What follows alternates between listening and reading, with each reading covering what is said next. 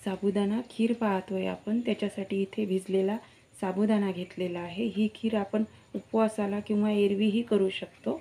एरवीही आपण करून खाल्ली तर खूप छान ही खीर लागते। त्याच्यासाठी मी इथे भिजलेला साबुदाणा घेतलेला आहे, स्वच्छ धुवून घेतला आणि 5-6 तासानंतर छान भिजलेला आहे हा। आणि थोडेसे ड्रायफ्रूट्स घेतलेले आहे मी इथे, वेलची घेतलेली आहे आणि तूप घेतलेलं आहे। आता आपण खीर करायला घेऊ।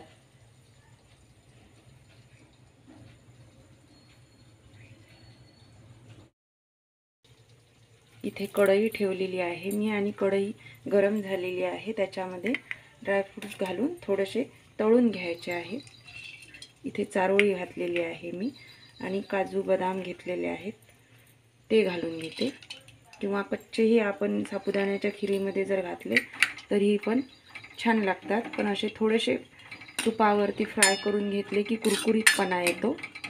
आणि ही साबुदाण्याची खीर खूप छान चवीला लागते। कुठल्याही उपवासाला जर आपण तिखट मिठाचं खात नसेल अशा वेळी ही साबुदाण्याची खीर जर खाल्ली तर खूप छान चव येते तोंडाला। इथे मी हे कुरकुरीत होईपर्यंत तळून घेते।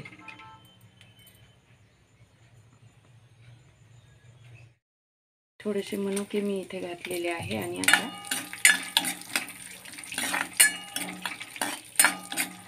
छान फिरवून घेते आणि मग काढून घेते। पटकन होणारी ही साबुदाणा खीर आहे, फार वेळ याला लागत नाही।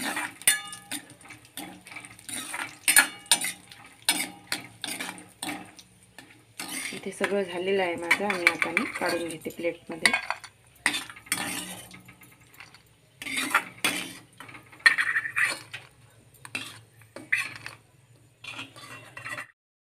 इथे आता याच तुपामध्ये, उरलेल्या तुपामध्ये साबुदाणा भिजलेला मी घालून घेते आणि याला थोडंसं तुपामध्ये मी परतवून घेणार आहे। त्याच्यानंतर याच्यामध्ये आपण दूध घालू शकतो किंवा पाणी पण घालू शकतो। आणि एक वाटी साबुदाण्याची खीर दोघा तिघांना पुरेल एवढी होते।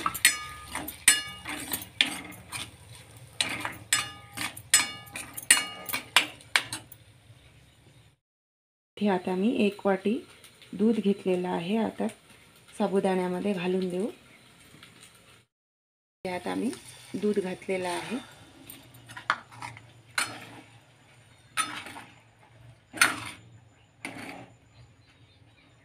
आणि हा साबुदाणा थोडासा फुलेपर्यंत याच्यामध्ये शिजवून घ्यायचा आहे।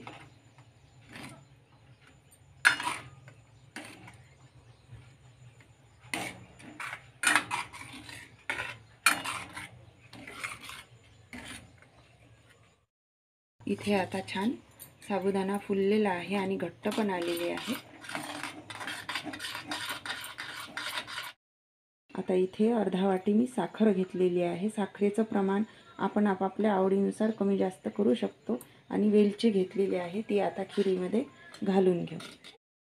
साखर घातल्यावरती आणखी खिरीला पाणी सुटते आणि आपल्याला साखर नसेल घालायची तर आपण गूळ पण या खिरीमध्ये घालू शकतो। आणि आता वेलची घालते।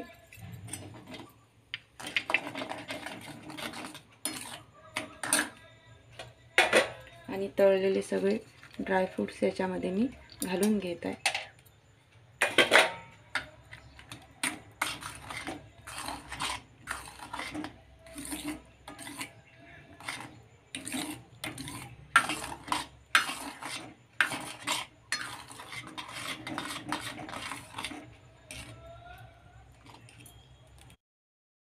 इथे आता खीर सगळी झालेली आहे आणि जितकी आपल्याला पातळ किंवा घट्ट पाहिजे असेल त्याप्रमाणे आपण याच्यामध्ये दूध घालायचं। इथे मी थोडीशी घट्ट केलेली आहे आणि याच्यामध्ये मी केशर दुधामध्ये घालून ठेवलेलं होतं ते घालते।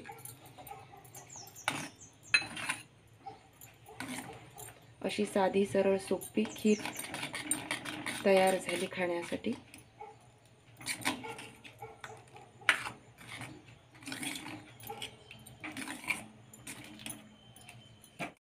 इथे आता खीर छान थंड झालेली आहे आणि आता मी काढून घेते।